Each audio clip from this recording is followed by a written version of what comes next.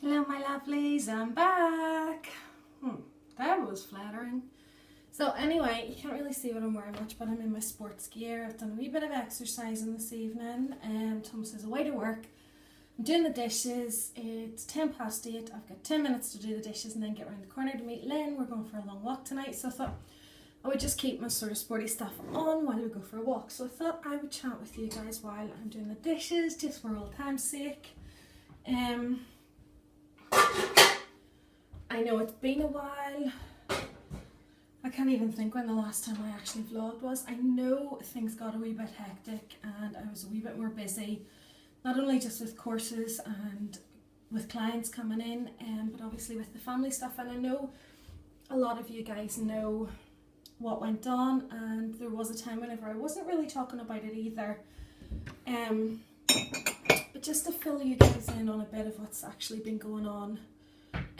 Last August, my amazing wee father-in-law was diagnosed with pancreatic cancer, and I think for a while we actually kind of lived in denial almost, because if any of you know anything about pancreatic cancer, you will know that it is one of, if not the least, it has the, I can't even speak, it has less than 2% survival rate. And those 2%, very few of them live past 5 years. You know, so when you say survival rate, it's the weirdest thing. I don't really understand what it is about it that is the most, crazy. But anyway, as I say, I was diagnosed last summer. I keep saying last August, but it actually wasn't. It was the last week in July. I don't know why I think it was August. So anyway, he was diagnosed, he went through chemo, he vowed right from the very start of finding out that he wasn't well. He vowed that he was going to fight, and fight he did. He did so well for so long, and just before Christmas he ended up, he had jaundice. He stopped his chemo for a few weeks, and I think that had a lot to do with why he ended up going downhill so rapidly this year then. However, he was doing really well, although he wasn't eating so much, so his body was really just shutting down. You know, it just wasn't able to work the same. And just over a month ago he lost weight really, really rapidly, and he started having really bad diarrhea. Gross to talk about, but he did. There was no vomiting, so it wasn't a bug or anything, it just started happening, obviously to do with the tumour. And as I said, he hadn't been eating an awful lot, and the reason for that was to do with the fact that the tumour was pressing on his stomach, and it had closed part of his stomach over so that he thought that he was hungry in his head, even though he thought he was full in his head, even though he was actually hungry. So he was getting hunger pains, and he was also getting pains when he ate. So it was a really, really hard battle for him that way. And anyway, so a month ago he lost over a stone in 4 days. So it took us from Thursday right through to Sunday night to convince him that he needed to go to hospital, and unfortunately with human rights we couldn't force him.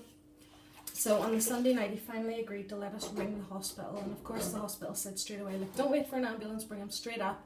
We'll have everything ready for him to get checked in. So he was checked in on the Sunday night, and there was a blockage in his small intestine.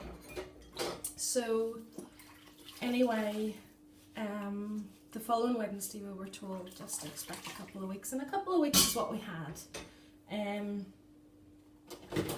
So he wanted to come home, so we brought him home, and the reason I then was so out of contact with everybody was because I had promised, if and when it came to it, that I would be his carer and I would look after him.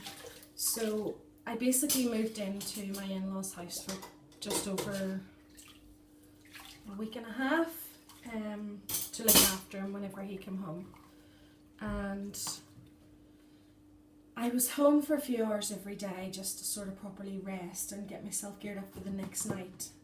But I have to say, without Marie Curie, I would not be standing right now, because they were able to come in 3-4 nights 3 nights and let me go home so that I could then be there during the day and see him during the day and help my mother-in-law out and everything as well. It was awful. It's the hardest couple of weeks of my life, and for my family as well. But he passed away then one afternoon. My husband was with him, and that's okay. I'm happy that somebody was with him. But we were very, very, very close, and we all had a really, really good experience with him. Because for the last 4 or 5 days he was pretty much out of it. But the day before he passed away at 2 o'clock in the morning, I actually thought he was ready to pass away, and I called all the family together, and we were all there, and he woke up and he actually sat and had a conversation with us. He was able to tell us he was okay, and so I'm having to be very matter of fact about the way I'm talking about this here, otherwise I wouldn't be able to breathe, never mind speak, through the tears. I don't know if you can hear that, but my cat is wanting out. Anyway, so the funeral's over us. Thomas and I have had a week together after the funeral to kind of just be with each other as well as the family and stuff. And I know it was my birthday on Friday. I turned 30. Whenever Dad got really ill, I cancelled my birthday party because I knew I was either going to be grieving or I wouldn't want to be away from him. I knew it was going to be one or the other. I kind of expected more, you know, that I would be grieving, and I didn't feel right having a party just under a week after burying him. So I say burying him, after his funeral. So anyway, my family have said that they want to do the party for me whenever I'm feeling better, and that's fair enough. I will have the party because I do still want to make sure that I'm making time for family and enjoying times with them and everything. But I did have a nice birthday. It was very emotional, but it was lovely just to get together with family anyway. So I don't really know what to say, but I'm back. I'm going to be vlogging again Monday to Friday. I know this is a Sunday, but I wanted to get well, it's probably going to be just after midnight that this goes up anyway, so I did promise my wee Hannah Banana that I would have a vlog up for her today. So even if she's the only person that watches this, I don't even care, because at least I've got this up. So anyway, I am going to be back vlogging. I'll do my shopping vlogs, which tomorrow I'm actually going out with Lynn, so I'm going to get the camera all charged up and everything so that I can bring that with us and we can vlog. I'm going to be spending my birthday money. I did think that I was going to be spending £37 on getting myself one of the Naked palettes, but I got one for my birthday already, and I think my younger brother actually has one for me too, so I don't think I'll be buying another one for a while. So I'm really, really chuffed about that. I am going to do, over on my main channel, what did I get for my birthday video. So that should be up at the end of this week, because I want to make sure I've got everybody's present in and whatever, because there is people that I haven't seen yet. So anyway, it is 20 past. I need to sign off because, Lynn, if you're watching this, this is why I'm late. I need to get round the corner, get the dog all ready and get out. We walked on Thursday past, and altogether it was over 7 kilometres, I think, so it's going to be really interesting to see how far we can walk tonight. I think we're probably going to do the same route, but I am going to remember to actually put my walking meter on, so my next vlog will probably have something to do with that in it as well.